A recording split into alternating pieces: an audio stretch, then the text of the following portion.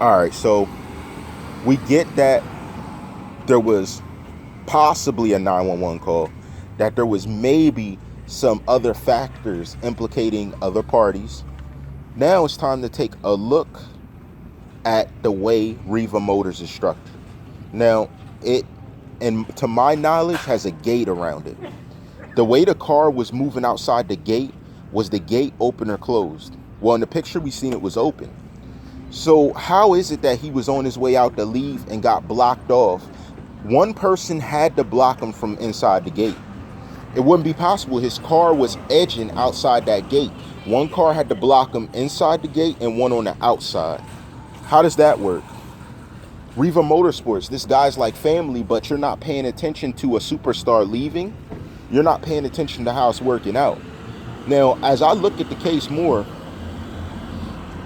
it seems like it was a group effort. That's what it's billed as. If you have a group effort against this young man, say it now. Seems like a group effort. I don't see how all of this went down the way it did. A, without Riva Motorsports seeing it or being prepared. B, how this witness even give a testimony about anything? And why wasn't it questioned? Because I know investigators had to think about it. Like, you seen it? You seen it all? When he said he ran inside. He seen guys hop out with guns, he ran inside. What did you really see? What did you mean what you predetermined or you knew ahead of time, right? Now we're starting to get the picture. Oh. Before I forget, I'm looking at Instagram photos, okay? And I'm talking about his mother. And I did see she made a statement about missing her son recently. It's been a month, you know. And I agree. But knowing someone of that magnitude was gone, what level of pain are we facing in this situation? Don't we want justice for what happened? Everybody saw those photos with the 3 people in it. But the thirds, well, it's not boat right. And I'm not going to drop the name because, like I told y'all before, I'm no investigator. We're just asking questions. We're just objectively questioning the situation. It's not I'm not getting paid $60,000 to $70,000 a year to drop the ball every time an instance happens, to mess up evidence, to forget to collect things, to still ride home to your families like it's all good. I'm not getting paid that much to do that. So what's really going on? What's really happening in the situation? You know what I mean? It all doesn't make sense. None of it fits together. And when nothing fits together, it's time to start questioning. I'm not saying deduct conspiracies. If I made a deduction, it was all for the evidence presented. So legitly, it matches up directly with what occurred. But now I'm starting to build a different picture that is aside from you. Then when I'm getting the information, right once I'm looking at the most critical piece, I have an issue with mail. Is that normal? My email drops out. Is that normal? I don't know.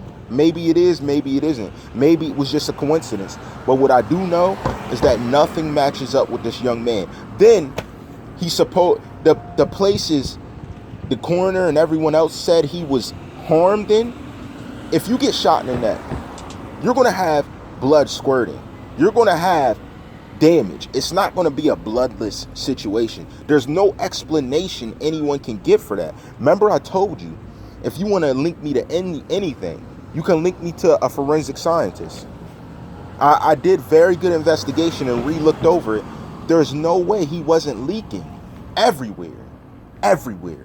He should have been leaking everywhere. And remember, in one of my earlier videos, I told you, if someone gets shot that many times with the weapon that they're claiming, number one, with the weapons they were using, how was there a struggle?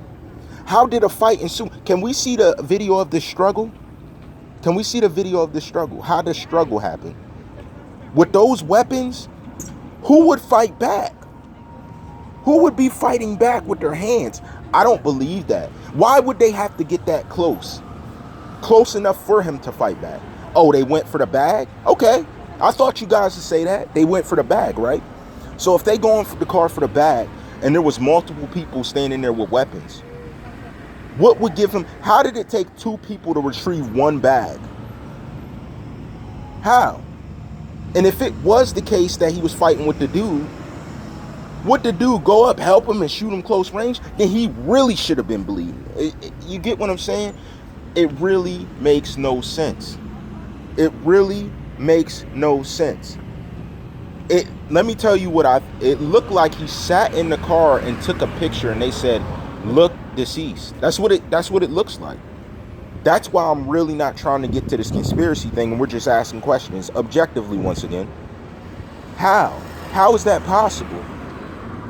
I've examined many crime scene photos, many crime related investigations.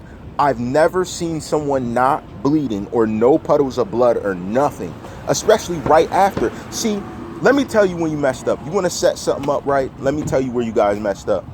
The moment he was injured, okay, you let a guy go out and take a photo immediately following before authorities were there. That was dumb. That was dumb. Because any authority would have said, look, dummy, take the photo once we make him look like something. Like, they would have told you that. That was dumb. I don't know why you guys did that. You set it up wrong. That's not how you do a setup. At least you could have threw ketchup on him. You could have did anything. It didn't look right. I re-looked. That photo don't look right. That photo does not look right. And listen, it would make perfect sense for his mom to be at such ease and speak as she does. What if it's not us looking at her as someone who's participated in it, but looking at her, knowing something's not real about this? So she's like, it's not the outcome I thought it was, or it's not the situation I presumed. So this is somewhere else. You know what I mean? It looks like it's not what it is being claimed to be. And that's my issue. Riva Motorsports, your gate is so far from the building itself. What is this man, a Trackstar? Oh, he was riding with a Trackstar. Listen, in the amount of time, the way they blocked him in, there's nowhere to run. He coasted through the exit of the gate. So that means someone had to park right behind him and park right out of him getting out the gate. Literally. So the only way that would make sense is the guy behind, who was allegedly Diedrich, he would have had a clear shot on him, because the distance would be like deer hunting. It would have been deer hunting. There wouldn't have been no objectivity for that guy with him to escape, who has yet to be released. But if that not being released, let me tell y'all, that was the smartest thing, because the first 2 sentences he said would have gave the jig up. It would have gave it up, because there's nothing you could say being in the car with someone like that and then them saying you escaped and caught up to the guys who walked inside. No, listen, this witness seen them jump out on him and walked inside. That means this man had to see it happening and hop out the car. You want to know what? Let me drop this now. I don't think X said, what the F? Normally, because these guys just jumped out, he said, what the F, because his passenger probably jumped out and ran. Then he got blocked in. That is my deduction. That is the only way that makes sense. This passenger jumped out the car and ran right before the incident went down. The first block happened in front of him. Then when he turned around, there was a car behind him. That is why he did not move. Literally, they probably did jump out with weapons, but that is why he started complying. Now, I looked over it again. The witness said, after he said, what the F, they started shooting. How would he have gotten a struggle if that happened? There wouldn't have been a struggle. Think about that. This is the witness's testimony. We can find his video. He said, literally, that once these guys jumped out, he said, what the F? And then they shot him. Bow, bow, bow. But then, that's what he did in the video. But then, how did they ever take a chance to get the bag and him to struggle with them? The story changed only 2 times. We haven't seen that within a few weeks. We usually hear a story change within a few months. No, this story changed within a few weeks.